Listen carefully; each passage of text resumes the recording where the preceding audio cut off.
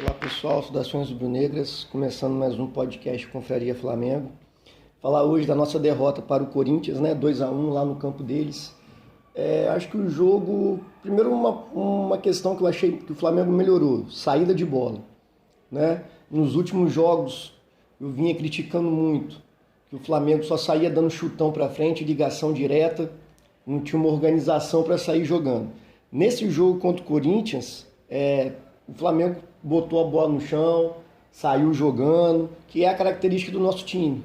Ficar com a bola, tentar construir o jogo através de toque de bola, sair jogando. Isso o Flamengo tentou fazer. Acho que o jogo passa muito pela dificuldade que o Flamengo teve, técnica. O nosso time, o Flamengo, não estava bem tecnicamente nesse jogo contra o Corinthians, que não é um time bom. Isso que é frustrante, né? A gente perder 3 pontos importantíssimos no campeonato para um time que conseguiu apenas a sua 5ª vitória no campeonato, né? Então acho que nesse jogo especificamente contra o Corinthians, o Tite, o que eu vinha criticando mais, a questão da saída de bola, o Flamengo botou a bola no chão, foi os jogadores acertarem, passe, acertar drible, conclusão, a tomada de decisão correta. Acho que isso aí faltou para o time do Flamengo. Outra coisa que isso aí a gente já vem falando desde 2019, o Flamengo, quando não tem o Arrascaeta, não tem um substituto com as mesmas características do Arrascaeta. Um meia que vai pensar, que vai dar um passe diferente, né? Um organizador e capaz de dar um passe decisivo. O Gerson tentou fazer essa função, mas não é muita característica do Gerson, e também o Gerson tentou, correu, mas também não teve bem tecnicamente. Tem um lance, né, logo no início do jogo até, que ele poderia tocar para o Luiz Araújo dentro da área, ele chutou e foi bloqueado, mas isso aí acontece no jogo. O Flamengo não perdeu por causa desse lance. Acho que para mim a questão principal foram erros individuais. Nos 2 gols do Corinthians, o Davi Luiz falha grotescamente, nos 2 gols.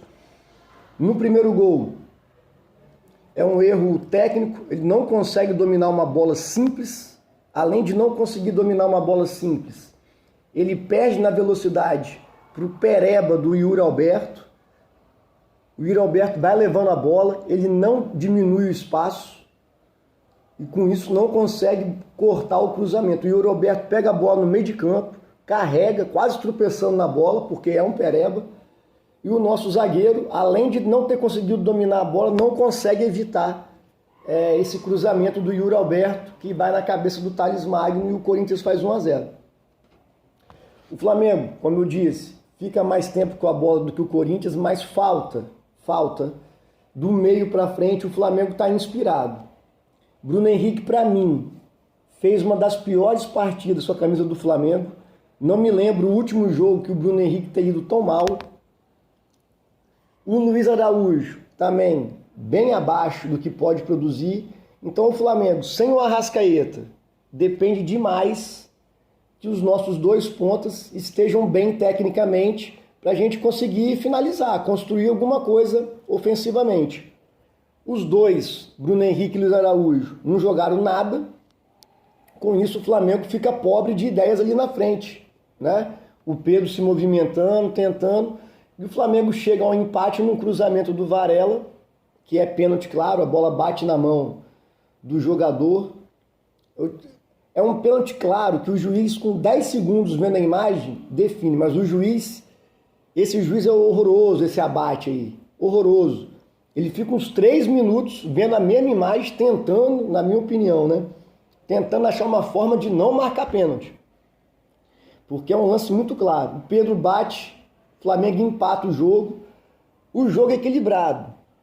O Corinthians, jogando muito mais na base da vontade, com meio de campo marcador, mas sem inspiração nenhuma, sem talento nenhum. E o Flamengo tentando ficar com a bola, tocando, mas também sem inspiração nenhuma. Então foi um jogo tecnicamente muito pobre, né? O Flamengo se igualou à perebice do Corinthians, por assim dizer. No segundo tempo, o Flamengo, aquele mesmo joguinho, num erro grotesco, outro erro grotesco. O Corinthians só tem uma coisa a oferecer, que é vontade e marcação. Fora isso não tem nada. E eles na base ali da vontade, um erro do Flamengo, do Tite e dos jogadores em campo, foi dar muita liberdade para o meia de criação do Corinthians, o Garro, que é um bom jogador argentino, né? Ele pega a bola livre mais uma vez, sem ninguém perto, ele acha o passe pro cara que tinha acabado de entrar, o Ângelo Romero, Flamengo. O Flamengo tomou gol de Thales Magno e Ângelo Romero. O cara tinha 1 minuto em campo. Esse gol é outro erro gravíssimo do Davi Luiz. Todo jogador, todo esporte tem o que a gente chama de posição de expectativa. É a posição que você fica para poder reagir à situação que te apresenta. Por exemplo, se vocês puderem, até quem tiver tempo, interesse, procura os gols do jogo. O segundo gol do Corinthians, pela câmera de trás do gol, é, assim, bizarra a falta de atitude do Davi Luiz. Tá? Como eu estava falando, posição de expectativa. No futebol, o zagueiro está sendo atacado. Ele tem que ficar com joelho dobrado, né, semi-flexionado, tronco inclinado um pouco para frente, para ele poder reagir, para ele poder correr mais rápido, ou para marcar ou para interceptar a bola. Se vocês olharem o gol do Corinthians por trás do gol, o Davi Luiz está em pé, está igual um poste. O passe passa do lado dele, mas ele não tem reação, porque ele não está preparado. E o que é mais constrangedor é a cara que ele faz de espanto. Depois que o Romero passa nas costas dele, recebe a bola nas costas dele, faz o gol. Ele olha assim para a jogada como se fosse um absurdo aquilo ter acontecido, como se fosse uma coisa de outro mundo, e não é. Essa jogadinha no futebol é super comum. O meia de criação recebe a bola, o centroavante faz a diagonal nas costas da zaga. Gabigol cansou de fazer isso com o Arrascaeta. Então, assim, mostra também uma coisa que eu acho falha no Flamengo, é a desatenção no jogo.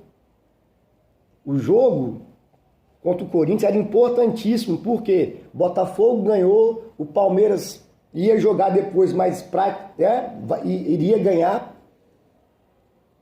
Então, assim, é impressionante o desinteresse, a apatia, a desatenção. Então, esse segundo gol do Corinthians é muito emblemático nisso, principalmente o Davi Luiz, que é um zagueiro, né, de 37 anos já, que não tem mais muito a oferecer além do que ele ofereceu, que é entregar gol, assim, não dá. Já era para o Flamengo ter contratado um zagueiro jovem, justamente pensando no final do ano já dispensar o Davi Luiz. Mas parece que se o candidato do Landinho Doce ganhar, provavelmente vão renovar mais um ano com o Davi Luiz, ou se já não renovaram, não lembro direito. Eu sei que a situação é essa, ou já renovou ou vão renovar, coisa que não existe. Mas voltando para o jogo, alguns pontos individuais que eu observo também. Em relação ao Eric Pulgar, um bom volante, mas toma muito cartão desnecessário. 90% dos cartões amarelos que o Pulgar leva são desnecessários. Contra o Corinthians, mais uma vez, foi desnecessário. É um cartão lateral para o Corinthians, na altura do meio de campo. Ele chega trombando no jogador que vai receber o lateral. Cartão amarelo justo. Aí fica pendurado, quer dizer, né? Prejudica o Flamengo. E fica fora dos jogos. É muito cartão amarelo besta. Em relação às contusões, aos desfalques, o time que entra em campo pelo Flamengo não é um time ruim. Não é um time ruim. Rossi, Varela, Fabrício Bruno, Davi Luiz, Ayrton Lucas, Pulgar, Léo Ortiz, Gerson, Luiz Araújo, Pedro e Bruno Henrique. É um time que dá para competir. Com esse time fraco do Corinthians dá para competir. Qual foi o problema? Para mim, 2 pontos principais. Tecnicamente, o time não conseguiu nada. E, na minha opinião, falta de jogar, a falta de entender a importância dos 3 pontos no Brasileirão. Parece que no Brasileirão rola uma acomodação, de que vai dar tempo, ainda faltam 14 jogos, nós estamos ali no bolo da frente. Falta de jogar com mais interesse o Campeonato Brasileiro. Né? Esses 2 pontos para mim ficaram bem evidentes nesse jogo contra o Corinthians. Em relação ao Alcaraz, a estreia do Alcaraz, com 30 segundos poderia ter feito um golaço. O Flamengo recupera a bola, ele toca no Pedro, o Pedro devolve, quase que ele consegue tirar o Hugo da jogada. O Hugo sai, né, e corta o passe, corta o drible dele com a mão. Acho que jogou bem, tecnicamente parece que é bom, mas não dá para cobrar um entrosamento. Muitas vezes, e com razão, ele não sabia para onde correr, estava ali meio que perdido porque só fez um treino. Só que a situação do Flamengo em relação à falta de jogador é tão grande que o cara chegou para jogar já. E gostei, acho que vai contribuir bastante para o resto da temporada. Mas voltando lá, a falta de jogador do Flamengo é tão grande, como eu estava dizendo, de que para mim o jogo acaba quando o Flamengo, precisando fazer gol, precisando virar o jogo, entram ao mesmo tempo o Wesley e Alan. O Wesley e Alan entram ao mesmo tempo. O Flamengo precisando empatar e virar o jogo. Aí acaba. Para mim ali o jogo acaba porque não dá. Um time que entra, o Wesley e Alan, não vai conseguir ganhar de ninguém, sabe? Então, assim, em relação ao Alan, todo mundo tá vendo, com 1 minuto faz uma falta lá no campo de ataque para cartão amarelo, sabe? O que mais me irrita nele é marcar empurrando, marcar com a mão. Se o jogador cair é falta e o juiz está certo de marcar. Então, assim, né, não tem nem o que falar. Não consigo entender a insistência do Tite em colocar ele na partida. O Igor Jesus já é carta fora do baralho do Tite há muito tempo, inclusive já foi vendido. O Flamengo vendeu 50% dos direitos econômicos do Igor Jesus para um time lá de Portugal. Colocasse então o Everton Araújo. Corre mais, marca mais, consegue acertar mais passes do que o Alan. Das poucas vezes que teve chance, dos poucos minutos, jogou mais do que o Alan. Entregou mais do que o Alan. Mas o Tite aí é um erro, insiste em colocar o Alan. E o Wesley não tem nem o que falar, né? Para mim nunca uma janela de transferência do Flamengo vai ser boa quando não contratar um lateral direito para chegar e jogar. Sabe? Contratou o Alexandre, lateral esquerdo, vai chegar e vai jogar, beleza, ótima contratação. Agora a gente não pode ficar com o Varela e o Wesley, sabe? Não dá. O Flamengo precisando jogar para melhorar o time, entra o Wesley. Não vai melhorar nada, não vai melhorar em nada. Ayrton Lucas, cara, o cara não desaprendeu a jogar futebol. Para mim passa muito mais por falta de confiança, sabe? E falta de uma ajuda psicológica para conversar, porque não é possível. O cara estava jogando, era um dos melhores jogadores no início do ano ali, até abril, de repente entrou numa draga, sentiu muito as críticas dos gols que tomou nas costas dele, 3 jogos seguidos, mas para mim fica claro que não é culpa só dele, tem a parcela de culpa do jogador, mas agora, domingo, né, contra o Corinthians, quase que o Corinthians faz um gol parecidíssimo, só que dessa vez foi da esquerda para a direita o cruzamento entrou em diagonal no segundo pau, o Bidu nas costas do Wesley, cabeceou mal, não fez o gol.